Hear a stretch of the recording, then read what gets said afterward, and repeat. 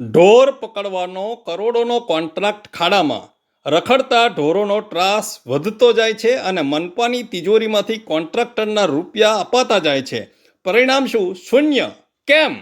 નમસ્કાર મિત્રો, હું છું હરીશ બ્રહ્મભટ્ટ. નિર્ભય આણંદમાં આપ સૌનું સ્વાગત છે. આણંદ વિદ્યાનગર રોડ ઉપર ઓમકારેશ્વર મહાદેવ પાસે ભેંસોના ઝુંડે ઝુંડ નીકળે છે અને ઉપરથી કોઈ બોલે તો આ જ માલિકો સોસાયટીના રહીશોને ધમકાવે છે. તમારો આ હક નથી, આવું દર્શાવી સોસાયટીના રહીશો પાસે ગૌચર માંગે છે. અરે થાવ ભેગા, માંગો ગૌચર અને તલાવડી. જે ગળી ગયા છે તેમની પાસે જવાબ હોય, જવાબ માંગવાનો હક છે.